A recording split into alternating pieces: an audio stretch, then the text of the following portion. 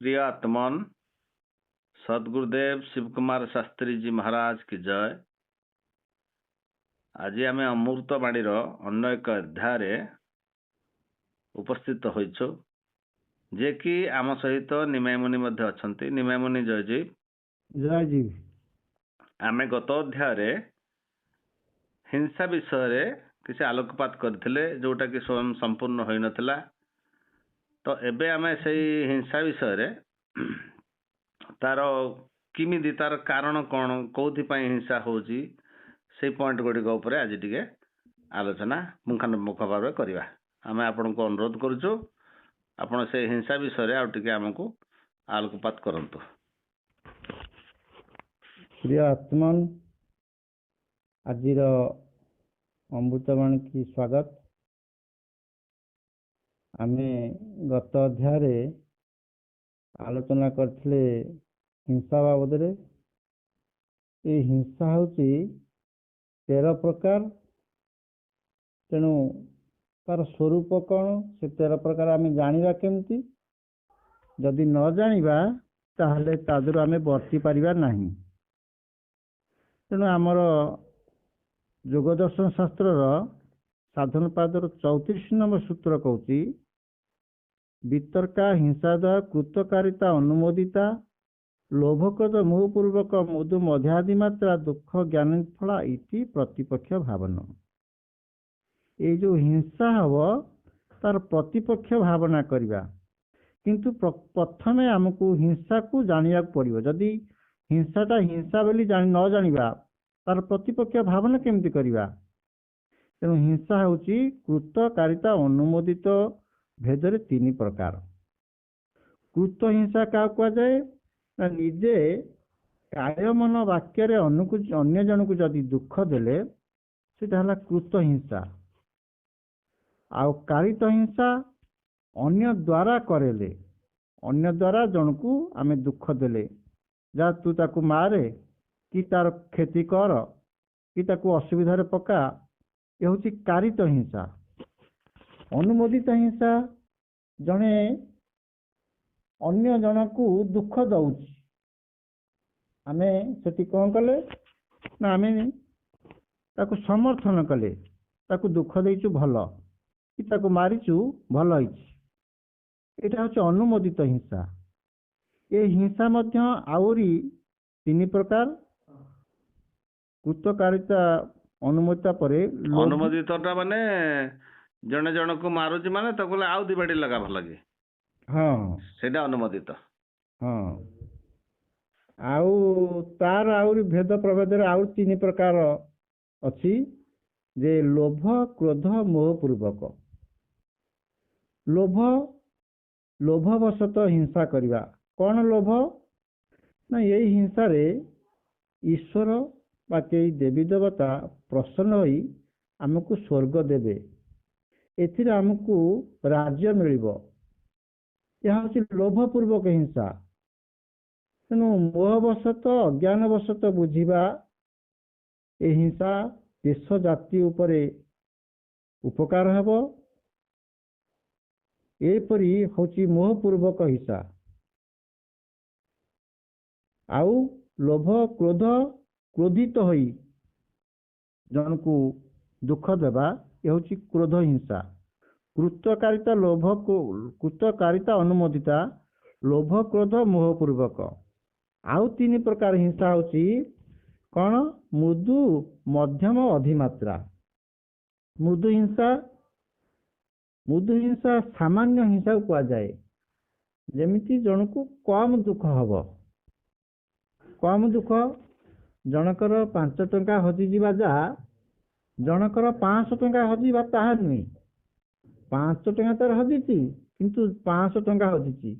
5 टंका हजिबा कम दुख 500 टंका हजिबा होची अधिक दुख। सेमती मृदु हिंसा होची जन को कम हल्का हिंसा करिबा। मृदु मध्यम हिंसा अधिमात्रा हिंसा। अधिमात्रा हिंसा होची जन को जीवन रे मारी दबा। ये मृदु हिंसा और अधिमात्रा हिंसार मध्यवर्तीकालीन हिंसा से होची मध्यम हिंसा। ये हिंसा भेद 9 प्रकार है। ये 9 प्रकार हिंसा परे आउरी आमे 4 प्रकार हिंसा ताकू तार स्वरूप जानिबा दरकार, नले सेतुरु बची पारिबा नाही। से 4 प्रकार हिंसा कौन ना जाति देश काल समान विच्छिन्न सार्वभौम महाव्रतम। ए जाति देश काल आउ समय अविच्छिन्न न हेबार उद्देश्य जे कौन ना मनुष्य आउ गाई को दुख दियो नहीं, मात्र घोड़ा को दुख दियो हेले कौनसी हानि नहीं। यहीटा हूँ कौन ना जातीय विच्छिन्न हिंसा। आमे मनीष जाति की छाड़िले मनीष गाई ठारू क्षीर खाऊ गाई जाति की छाड़िले किंतु घोड़ा रे आमे माल पत्र बोचे आउरी किसी अधिका बोईकी नहीं चल, यहीटा हूँ जातीय विच्छिन्न। किंतु जदि गोटे जाति की छाड़ी आउ अन्य गोटे जाति की हिंसा कले एटा जातीय विच्छिन्न हिंसा हब।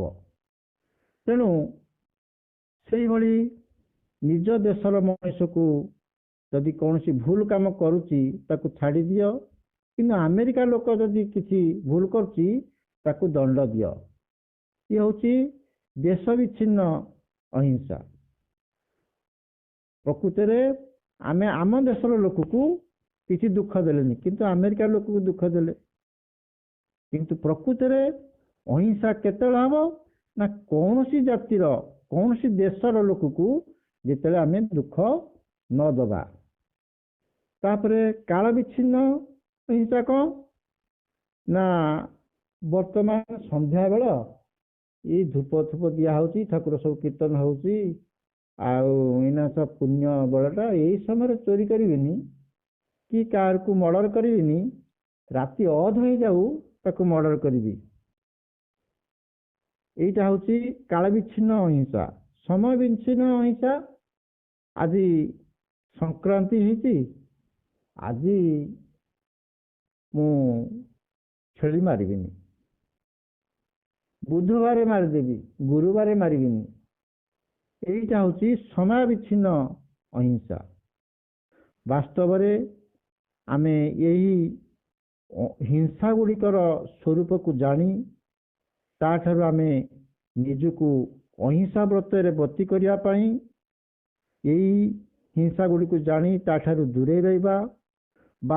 बाट होची कौन ना बाट होची जेते बेले आम भितरे यही 13 प्रकार हिंसार भावना उत्पन्न हब से समय आमे से भावना को ब्रेक करिबा एवं से समय आम भावना राज्य रे शुभ भावना युक्त कार्य विनियोग करिबा।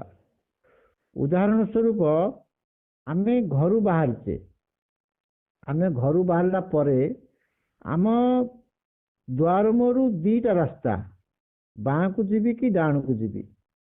बाँ को गले मो लक्ष्य स्थल पहुँचबी, डाण को गले मु भूल बाटे पड़े जीवी। तेणु लक्ष्य स्थान में पहुँचापी आमको जो स्थान में जीवा पड़ा जदि आम भूल बाटे गले पुणी आमको फेरिया पड़ो से जो फेरिया जो कष्ट आमको ही भोगिया पड़ो।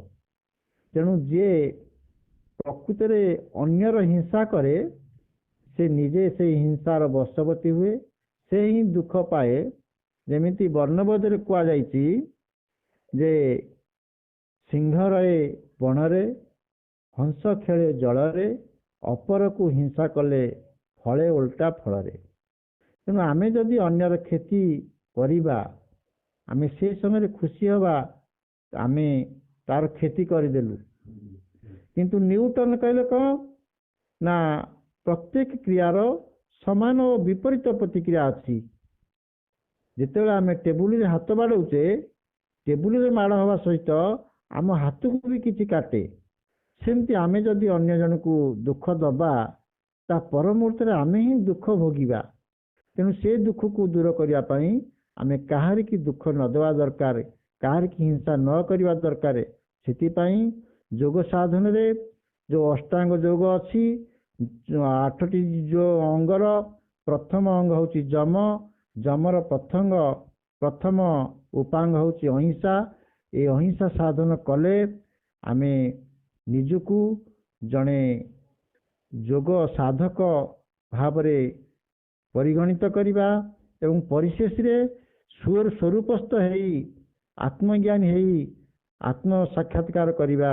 ତେଣୁ ଆପଣମାନେ ସମସ୍ତେ ଏଇଭଳି ଏଇ ହିଂସାର ସ୍ୱରୂପକୁ ଜାଣନ୍ତୁ, ତାଠାରୁ ଦୂରେଇ ରହି ନିଜକୁ ସ୍ୱରୂପ ସ୍ଥିତିରେ ନେଇ ପହଞ୍ଚି ପ୍ରକୃତ ସୁଖ ଶାନ୍ତି ଆନନ୍ଦକୁ ଉପଲବ୍ଧି କରନ୍ତୁ। ଏତିକି କହି ଆଜିର ଅମୃତବାଣୀକି ଏଇଠି ବିରାମ ଦିଆହେଉଛି। ସପ୍ରେମ ଜୟ ଜୀବ, ଜୟ ଜୀବ, ଜୟ ଜୀବ। ଯାହା ହଉ ନିମା ଭାଇ ବହୁତ ଭଲ ଭାବରେ, ଗଭୀର ଭାବରେ, ପ୍ରାଞ୍ଜଳ ଭାବରେ ଆମକୁ ସବୁ କଥା ବୁଝାଇଲେ, ହିଂସା କଥା ଆଉ ଅହିଂସା କଥା। ଏହା ମଣିଷ ସମାଜର ସମସ୍ତ ସଦସ୍ୟମାନଙ୍କୁ ଜାଣିବା ନିହାତି ଦରକାର ଥିଲା। ଆଉ ଆଜି ତ ସମୟ ହେଇଯାଇଛି, ଅନ୍ୟ ଅଧ୍ୟାୟରେ ପୁଣି ଆମେ ଅନ୍ୟ ବିଷୟରେ ଆଲୋଚନା କରିବା। ସପ୍ରେମ ଜୟ ଜୀବ। ଜୟ ଜୀବ।